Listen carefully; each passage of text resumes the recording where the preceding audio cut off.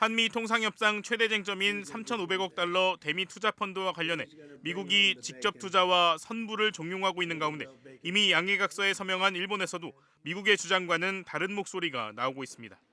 AFP 통신에 따르면 미일 무역 협상을 이끌었던 아카자와 류세이 경제재생상은 지난 1일 외국 특파원협회 강연에서 미국에 대한 5,500억 달러 가운데 실제 투자는 1, 2%에 불과하며 나머지는 대출 및 대출 보증이 될 것이라고 밝혔습니다. 이는 미일 투자 양해각서에 대한 일본의 기존 입장을 재차 강조한 것으로 실제 미국에 직접 투자할 금액은 우리 돈으로 최대 약 15조 5천억 원 정도라는 겁니다.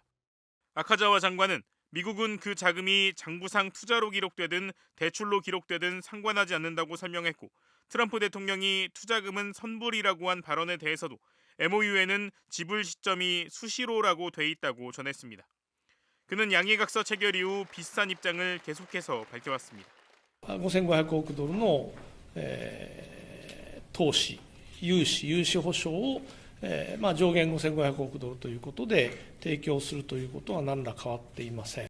아카자와 경제재생상은 저는 미일 간에 어떠한 불일치도 없다고 믿는다며 이를 피하기 위해 미국이 양해각서를 제안했고 일본은 이에 응해 서명했다고 언급하기도 했습니다. 이와 관련해 김용범 대통령실 정책실장도 중앙일보와의 인터뷰에서 우리는 3,500억 달러를 한도로 보고 많아야 5% 정도만 직접 지분 투자에 할애하고 대부분이 대출이나 보증이라고 이해했다고 밝혔습니다. 미국에 대한 투자 방식만 놓고 보면 일본 아카자와 경제재생상과 대통령실 김용범 실장의 설명이 비슷해 보이는데 한일 당국자의 설명이 맞다면 미국이 일본과의 협상 결과를 발판으로 삼아 우리에게 일본보다 무리한 직접 투자를 요구하고 있는 건 아닌지 의문이 제기되는 대목입니다. 이익되지 않은 사인을 왜 합니까? 최소한 합리적인 사인을 하도록 노력해야 되겠죠. 아카자와 장관의 설명에도 불구하고 일본에서는 다카이치 사나의 자민당 총재 후보가 대미 투자 합의에 불평등한 부분이 있다며 운영 과정에서 일본 국익이 손상된다면 확실히 얘기해야 하고 재협상 가능성도 있다고 말하는 등 여진이 계속되는 모습입니다. 어제 오전 일본 후지 텔레비에서 방송된 자민당 총재 후보자들의 토론 프로그램. 진행자가 미일 관세 합의와 관련된 질문을 던집니다.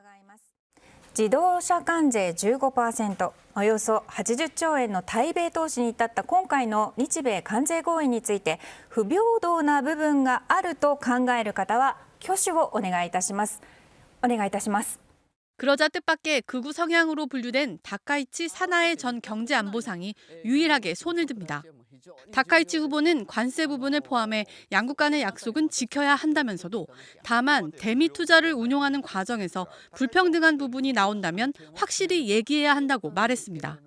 これ運用の過程で、もし、日本の国益を損なう非常に不平等な部分というのが出てきた場合にですね、これはしっかりものを申していかなきゃいけない、再交渉の可能性もあるということ。 다른 4명의 후보는 손을 들지 않았습니다.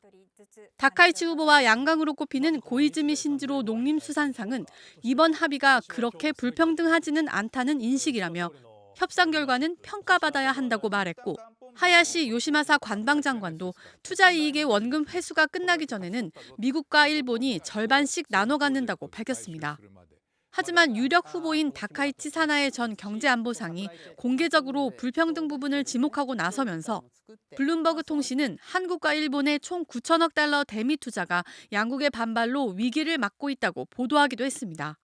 앞서 김민석 총리도 블룸버그와의 인터뷰에서 미국과 통화스와프 협정이 없다면 이번 투자가 한국 경제에 심각한 타격을 줄 수 있다고 밝힌 바 있습니다.